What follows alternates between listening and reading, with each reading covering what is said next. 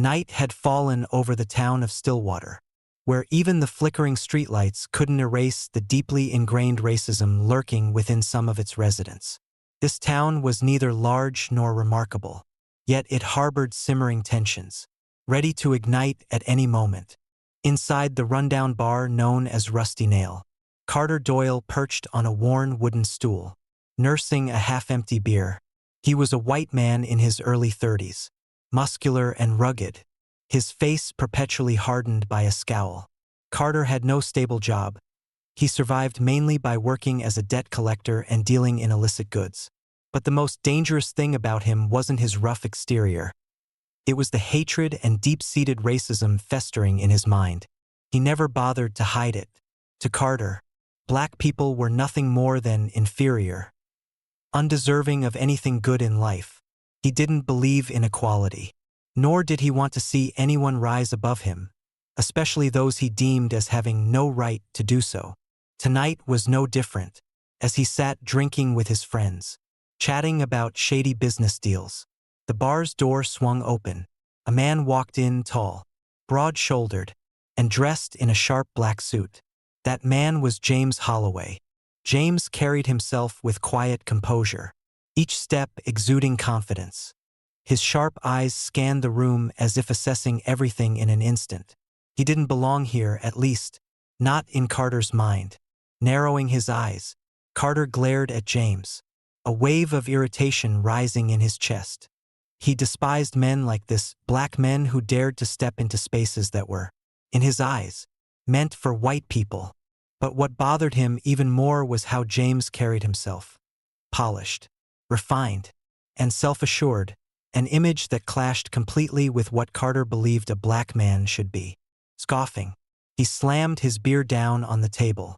Well, look what we have here, a special guest," he said loudly enough for everyone to hear.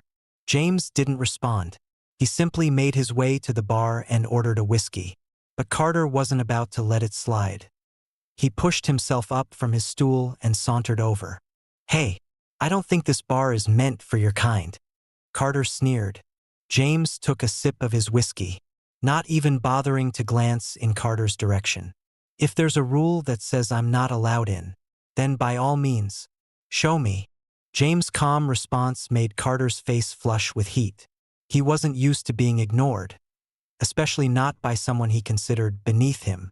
Anger flared inside him, but he held it back, not wanting to cause a scene in the bar. "I'm just saying, you don't belong here," Carter growled. James set his glass down and turned to face him. His eyes were sharp, unwavering, calm but challenging. "I belong wherever I choose to be, as long as I'm not breaking the law." For some reason, those words unsettled Carter. But rather than backing down, his hatred for James only deepened. James didn't linger in the bar for long. After finishing his whiskey, he paid his bill and left. Carter watched him go, his anger still boiling inside. He couldn't just let this slide. That arrogant black man needed to be taught a lesson. "Carl, Louis, follow me," Carter ordered, signaling to his two closest lackeys. The three men stepped out of the bar, quietly trailing James. The late-night streets were empty, illuminated only by dim streetlights, with the sound of footsteps echoing through the silence. James walked ahead, his pace steady, showing no sign of fear or concern. When James turned into a narrow alley between two old buildings, Carter knew this was his chance. He quickened his steps, moving in closer. "Hey, stop right there," he called out. James halted but didn't turn around immediately. Instead, he exhaled softly, as if he had expected this all along. "What exactly is your problem?" James asked, his voice calm and steady.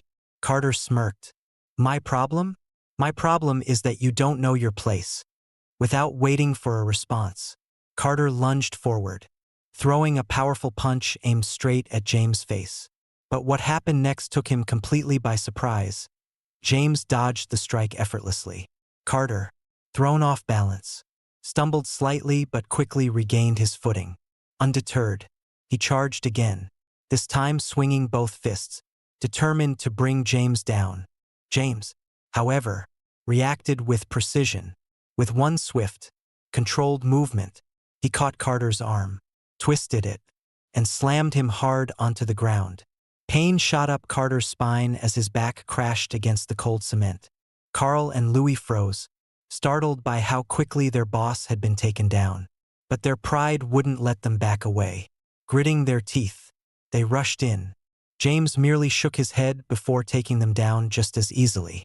Within seconds, all three men lay sprawled on the ground, groaning in pain, dusting off his hands. James looked down at Carter. "I didn't want this to turn violent, but you forced my hand," he said, his voice devoid of arrogance or malice. Carter clenched his teeth, seething with fury. He couldn't believe a black man had overpowered him so effortlessly. But what enraged him even more was the look in James' eyes. Not fear. Not gloating, just sheer disappointment. James straightened up, turned his back, and walked away, leaving Carter lying there in his humiliation and rage. Carter swore to himself. This wasn't over. Not by a long shot. The morning sunlight filtered through the dusty windows of the rundown apartment where Carter Doyle lived. He lay on his creaky bed, one hand resting on his forehead, his mind swirling with thoughts of the humiliation from the night before. The man who had utterly defeated him was none other than the black stranger he had mocked at the bar, James Holloway. Groaning, Carter pushed himself up and stared into the small mirror hanging on the wall. One side of his face was swollen, his lips split, leaving behind a streak of dried blood. He clenched his teeth, fury igniting like a raging fire inside him. "I'm not letting that bastard get away with this." A sudden knock at the door startled him. Carter quickly got up and opened it. Standing outside was Louis, one of his men who had been with him during the attack on James last night. Louis didn't look much better than Carter. One eye was swollen purple, his lip cracked, and his gaze nervous. "We've got a problem, Carter," Louis said urgently. Carter crossed his arms, narrowing his eyes. "What problem?" Louis swallowed hard, glancing around as if afraid someone might overhear.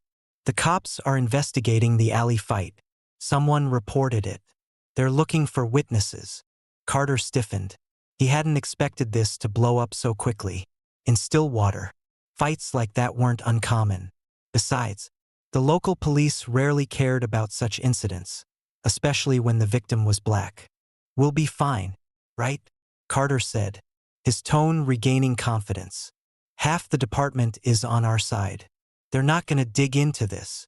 But Louis didn't look convinced. "Something's off, Carter. One of the officers told me this case is being handled at a higher level. A senior officer is personally looking into it." Carter frowned. "Higher level? Who?" Louis shook his head. "I don't know. But this guy doesn't seem like the usual cops who turn a blind eye to this kind of thing." A wave of unease crept into Carter's gut, but he quickly shoved it aside. "Forget it. No one can touch me," he scoffed. What he didn't know was that his nightmare was only just beginning. That afternoon, Carter drove to Rusty Nail to meet with his crew. He needed to discuss the situation and find a way to shut down the investigation before it became a real problem.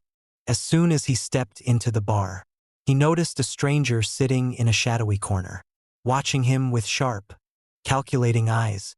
The man didn't look like a local. His crisp black suit, solid frame, and aura of cold authority set him apart from the usual patrons.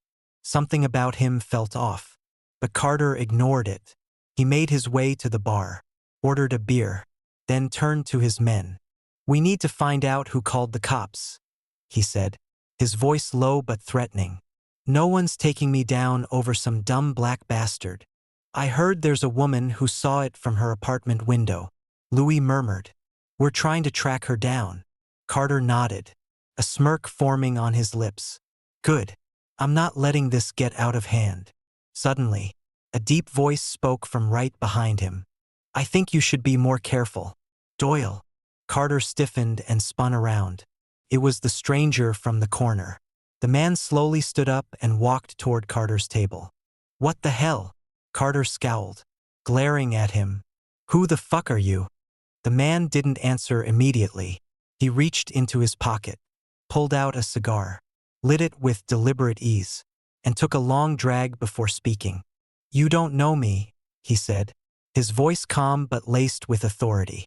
"But I know you, and I know you've made a huge mistake." Carter narrowed his eyes. "I didn't do anything wrong." The man smirked. "Your mistake wasn't attacking a black man. Your mistake was attacking the wrong black man." Carter's throat went dry. "What the hell are you talking about?"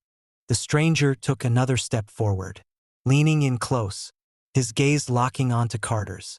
"The man you jumped last night," he paused, letting the words sink in, "is the new sheriff of this town." Carter froze. His heart pounded. James Holloway, the black man he had insulted, the man he had ambushed in a dark alley, was the sheriff? "No, that's not possible," Carter muttered. The stranger smirked. "Believe it or don't. But if you don't want to spend the rest of your life rotting in a prison cell, you better start preparing for the consequences." He clapped Carter on the shoulder, his expression unreadable, then turned and walked out of the bar, leaving Carter sitting there in stunned silence, cold sweat trickling down his spine. The nightmare he never saw coming had just begun. Carter Doyle sat motionless at the bar, his hands clenched into fists. His mind was a whirlwind of confusion, rage, and disbelief. James Holloway, the man he had insulted, attacked, and left bruised in an alley, was the new police chief? His breath came out in short, sharp bursts. He had spent his entire life in Stillwater, knowing exactly how things worked in this town. The police force had always been one of their own, white men who turned a blind eye when it came to certain behaviors, especially against people like James. But now, the system had shifted without him realizing it. Louis, sitting next to him, leaned in with a hushed whisper. "Carter, what do we do?" Carter didn't answer. His head pounded. The stranger's warning still echoed in his ears. "If you don't want your life to end in prison, be prepared to face the consequences." He needed to act fast. If James was really the new chief, it meant he would be coming for him soon. But Carter knew the game well. He had avoided prison all his life by playing dirty. With a deep breath, he stood up and slammed his empty beer mug onto the bar counter. "We do what we always do," he growled. "We take care of the problem before it becomes a problem." Louis hesitated. "What do you mean?" Carter's lips curled into a smirk. "James Holloway thinks he can walk into our town and start calling the shots? We'll see how long that lasts." But despite his words, deep inside, Carter knew that this wasn't like the other fights he had picked before. This time, he had crossed a line. That night, Carter tossed and turned in bed, his mind unable to rest. His entire body was still sore from the fight. But what kept him awake wasn't the physical pain. It was the fear creeping into his bones. James Holloway, the name repeated over and over in his head. The idea that a black man was now running the police force, his police force, made his stomach churn. Carter had always been careful, knowing how to manipulate the system, staying just outside the law's grasp. But now, the law belonged to someone who wouldn't turn a blind eye. Somewhere in the darkness of his bedroom, he heard a noise, a faint rustling, like something shifting outside his window. Carter bolted upright, his heart pounding. He reached under his bed, gripping the handle of his old revolver. He stayed silent, listening. Tap, tap, tap. His skin prickled. Someone was knocking on his front door. Slowly, cautiously, he moved towards the door, pressing his eye to the peephole. No one was there. A chill ran down his spine. He turned the lock and yanked the door open, ready to confront whoever was messing with him. Nothing. The street outside was empty. But then he saw it. A single black envelope lying on his doorstep. His fingers trembled slightly as he bent down and picked it up. When he opened it, a simple message was written inside. In bold, capital letters, "You picked the wrong man to mess with." Carter's blood ran cold. He slammed the door shut, locking every bolt and securing every window in the house. But no matter how many locks he turned, he couldn't shake the feeling that his world was closing in on him. James wasn't just any man. He was a man with power, and Carter had made him an enemy. The next morning, Carter arrived at Rusty Nail earlier than usual, his eyes bloodshot from lack of sleep. His mind was spinning. He needed answers. "Who the hell is this guy?" he barked as soon as Louis and Carl arrived, slamming his hand down on the bar counter. Carl frowned. "The new police chief? Thought you already knew." Carter shot him a deadly glare. "I need to know everything. Where did he come from? How did he even get this job?" Louis scratched the back of his head. "I heard he's some big shot from up north. Used to work in homicide or something. He cleaned up a bunch of corrupt cops in another city before coming here." Carter's jaw clenched. That meant James wasn't like the others. He wasn't some token hire or some bureaucratic puppet. He was the real deal, a man who took down men like Carter for a living.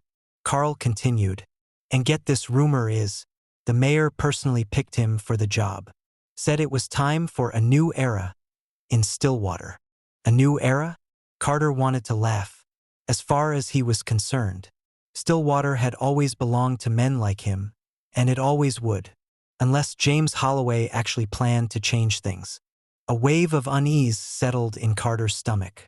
For the first time in his life, he had the sinking realization that maybe, just maybe, he was on the losing side, and if he didn't act fast, it would be him sitting behind bars instead of James. Later that afternoon, Carter drove to a secluded part of town, parking his truck behind an old warehouse. He needed to think, needed to figure out his next move. As he stepped out, he heard a familiar voice behind him. "Going somewhere, Doyle?" Carter spun around, and his stomach tightened. James Holloway stood a few feet away, hands in his pockets, his gaze calm yet unyielding. Carter forced a smirk, masking his unease. Well, if it isn't the new sheriff in town." James tilted his head slightly, studying him. "You don't look so good. Sleep well?" Carter's smirk faltered. James knew. Somehow, he knew about the envelope, about the fear gripping Carter last night. James took a step closer. "You think I don't know men like you, Doyle? I've spent my entire career dealing with exactly your type. Cowards who think their skin color gives them power, who think they can break the law without consequences." Carter's hands curled into fists, but James didn't flinch. "You thought you could attack me in an alley and get away with it," James continued. "But let me tell you something, Doyle, I don't play by the old rules. I don't let men like you walk free." Carter's heart pounded against his ribcage. "You have two choices," James said, his voice dangerously quiet. "You can keep playing this little game of yours. Keep digging yourself deeper into the hole. But when I come for you, and I will come for you, there won't be an escape." A pause. "Or you can save yourself the trouble and walk away before it's too late." For the first time in his life, Carter felt small. James Holloway wasn't just a problem. He was the beginning of Carter Doyle's downfall. Carter Doyle had spent his life playing a rigged game, one where he always managed to stay one step ahead of the law. But as he stood in his dimly lit apartment that evening, staring out the window at a police cruiser parked down the street, he realized for the first time that his luck was running out. He had spent the entire day trying to figure out his next move. He called in favors from old friends, tried to reach out to his contacts in the police department, but it was clear no one was going to help him this time. The town of Stillwater had changed overnight, and Carter was no longer protected. A knock on the door snapped him out of his thoughts. It wasn't frantic, nor aggressive, just 3 slow, deliberate knocks. He knew who it was before he even opened the door. With a deep breath, Carter turned the handle, and standing before him was James Holloway, flanked by 2 officers in uniform. James didn't need to say a word. His dark eyes locked onto Carter's. And in that moment, Carter understood this was the end of the road. "Mr. Doyle," James finally spoke, his tone even and composed. "You're under arrest." Carter clenched his jaw, his fists tightening at his sides. For what? He spat. James pulled out a folded document and handed it to one of the officers, who stepped forward and held it up for Carter to see. Aggravated assault, hate crime, obstruction of justice. Shall I continue? Carter's blood ran cold. He had faced trouble before. But this was serious. Louis had talked. Carl had talked. The town had turned against him. Before Carter could protest, the officers grabbed him, yanking his arms behind his back.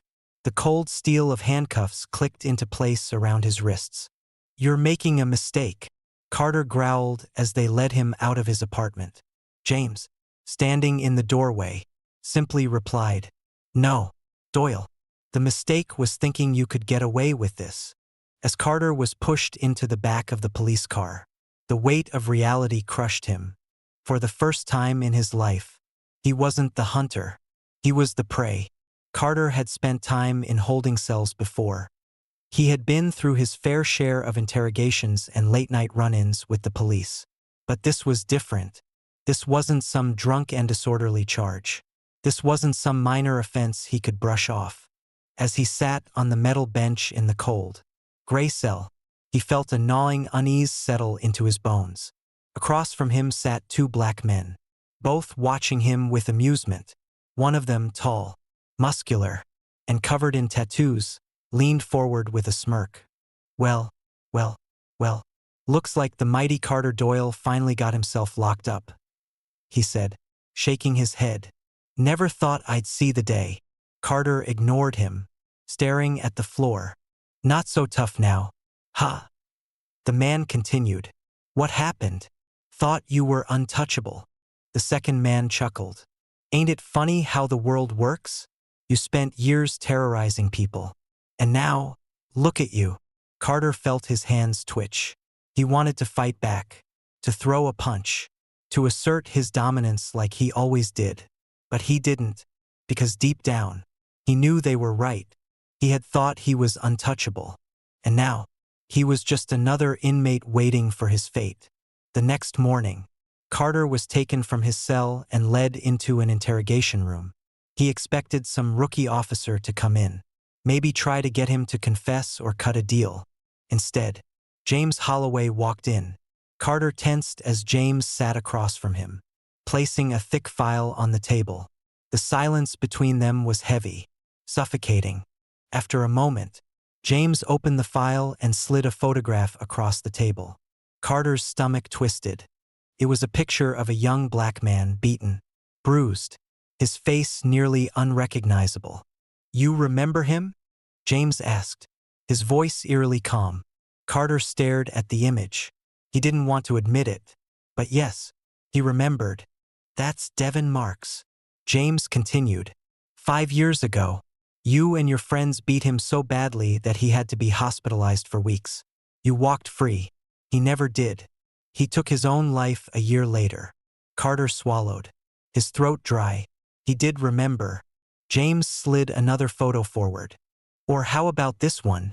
Another face, another victim, another life he had ruined. James continued, one after another, pulling out file after file, photo after photo, evidence of every crime Carter had committed but never paid for. Until now. Do you know how many people you've hurt? Doyle? James asked, finally looking up. Do you even care? Carter's hands curled into fists. He wanted to deny it, to claim it wasn't his fault, that it was all in the past. But the evidence was right in front of him. And for the first time in his life, he had nothing to say. A week later, Carter Doyle was standing in a courtroom, shackled and dressed in an orange jumpsuit. The air was heavy with tension. The town had come out in full force, packing the courtroom, eager to see justice finally served. James Holloway sat at the front, his expression unreadable.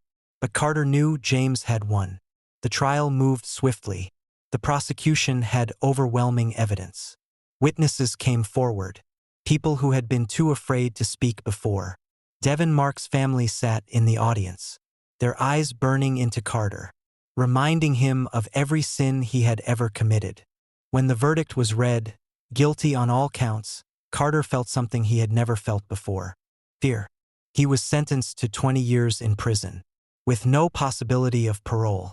As the judge banged the gavel, sealing his fate, Carter finally understood. His world, the world where men like him could do whatever they wanted and never face the consequences, was gone. James Holloway had taken it away, and Carter Doyle was finally paying the price. The heavy steel doors of Stillwater Correctional Facility slammed shut behind Carter Doyle, sealing him in a world he had spent his entire life avoiding. The orange jumpsuit felt like a second skin now, one that he couldn't escape. As he was led down the long, dimly lit corridor toward his assigned cell, Carter could feel dozens of eyes watching him from behind the metal bars. Some were curious, others hostile, and a few were amused. He had been a predator all his life, but now he was the prey. His cell was small, barely enough space for the creaky metal bed, a flimsy desk, and a rust-stained toilet. His new cellmate, a wiry black man covered in tattoos, lay on the top bunk, casually flipping through an old magazine. The man didn't even look up when Carter entered. "You Doyle?" he finally muttered, turning a page. Carter didn't answer. The man let out a short laugh. "Oh yeah, you Doyle. Everyone's been talking about you." Carter clenched his jaw. "That's so?" The man said, finally looking at him. His eyes were sharp, calculating. "They say you used to run this town, that you had the cops in your pocket, that you thought you were untouchable." Carter said nothing. The man smirked. "Well, buddy, you ain't untouchable here." Carter met his gaze, unflinching. "And who the hell are you?" The man shrugged. "Name's Raymond Holloway." Carter's blood ran ice cold. James Holloway's younger brother. Carter couldn't believe it. Of all the people he could have ended up stuck in a cell with, it had to be someone connected to James Holloway? Was this some kind of sick joke? Raymond tilted his head, smirking as he studied Carter's expression. "Oh yeah," he said, amused. "I see you put it together." Carter exhaled sharply. "You related to him?" Raymond laughed, tossing the magazine aside. "Damn right. James is my big brother. But me?" He leaned back, arms behind his head. "I ain't nothing like him." Carter wasn't sure if that was a good thing or a very bad thing. "Guess you pissed off the wrong guy." "Ha!" Raymond said, still grinning. Carter scowled. "You gonna make this personal?" Raymond shrugged. "Nah, James. He's all about justice." "Me?" His grin widened. "I'm just about survival." Carter didn't know what that meant, but he knew enough to be wary. Prison wasn't about guilt or innocence.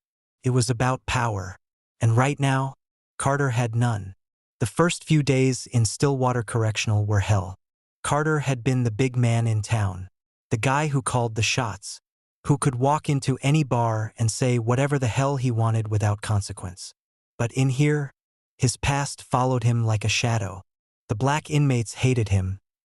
Many had been victims of his gang's violence, or at least had heard the stories.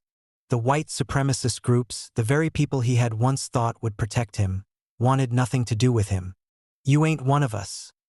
One of their leaders sneered when Carter tried to approach them in the yard. "You got caught. That makes you a loser." Turned out, loyalty in prison was conditional. The moment you became a liability, you were dead weight. And Carter? He was completely alone. One afternoon in the mess hall, Carter sat at an empty table, staring at his tray of bland, unappetizing food. Across the room, Raymond Holloway sat with a group of men, laughing and eating like he didn't have a care in the world. He caught Carter looking and smirked. "Welcome to the bottom, Doyle," he mouthed. Carter clenched his fists, hating the way his stomach twisted at those words. Because for the first time in his life, they were true. Carter knew the attack was coming before it even happened. Prison had a rhythm, pattern, and Carter had pissed off enough people to know that his reckoning was inevitable. It happened in the showers, where there were no cameras, no guards paying close attention. He heard the footsteps too late. A hand clamped over his mouth, yanking him backward. Another fist drove into his ribs. Then another. Carter stumbled, grunting in pain as the blows kept coming. For men, big, strong, angry, you like picking on people who can't fight back? One of them hissed, driving an elbow into Carter's gut. Carter gasped, dropping to his knees. You ain't so tough now, huh? Another sneered, landing a kick to Carter's side. Pain exploded through his body. He tried to fight back, but his attackers had the upper hand. They were younger, stronger, and he was already broken from years of getting away with everything. He braced himself for the worst. Then, out of nowhere, a deep, commanding voice rang out. That's enough. The men froze. Carter, dazed and bloodied, lifted his head, just in time to see Raymond Holloway standing at the entrance of the showers. Arms crossed. There was something in his posture, in his expression, something that made the attackers hesitate. You want to finish this fight. Do it fair, Raymond said. Otherwise, you walk away. A tense silence followed. Then, one by one, the men backed off, muttering curses under their breath. Raymond walked over, crouching next to Carter. You owe me one, Doyle, he said with a smirk. Carter spat blood onto the tiled floor. Why the hell did you help me? Raymond shrugged. Because I like watching you suffer, and I ain't gonna let these assholes take that fun away from me. Carter let out a weak, bitter laugh. Maybe prison really was hell, because the only person keeping him alive was the brother of the man who put him here. Carter had always prided himself on being able to navigate any situation. He had avoided consequences for years, believing he was untouchable. But here, in the cold, in different walls of Stillwater Correctional Facility, he was starting to realize something he had never truly grasped before. Nobody was coming to save him. His former crew, gone. The white supremacist groups, they wanted nothing to do with him. The black inmates, they wanted revenge. And the guards? They couldn't care less if he was dead or alive. The only person who seemed to acknowledge his existence was Raymond Holloway, James Holloway's younger brother. And that made Carter's skin crawl. The rules of the inside. Raymond wasn't exactly a friend, but he had taken some sort of twisted interest in Carter's suffering. You want to survive in here? Raymond said one day, sitting across from him in the yard. You gotta pick a side. Carter scoffed. I already tried that. Didn't work out too well. Raymond smirked. Yeah, because you ain't got no power anymore. Nobody respects you. Doyle. Not in here. But you're lucky. People still fear you. Carter narrowed his eyes. Fear me? What the hell are you talking about? Raymond leaned in. They ain't scared of you. They're scared of what might happen if my brother decides to make you his special project. Carter clenched his jaw. James has nothing to do with me anymore. Raymond laughed. Oh, you really think that? He reached into his pocket and pulled out a letter, tossing it onto the table between them. Carter hesitated, then picked it up. His stomach tightened as he read the words. It was from James Holloway. The letter. Carter, I told you there would be consequences. I hope you're learning. JH. The message was simple, but it sent a chill down Carter's spine. James hadn't forgotten about him. He was still watching, and that terrified Carter more than anything. Days turned into weeks, and Carter's mental state began to crack. He had survived fights, endured sleepless nights, and forced himself to eat food that tasted like cardboard.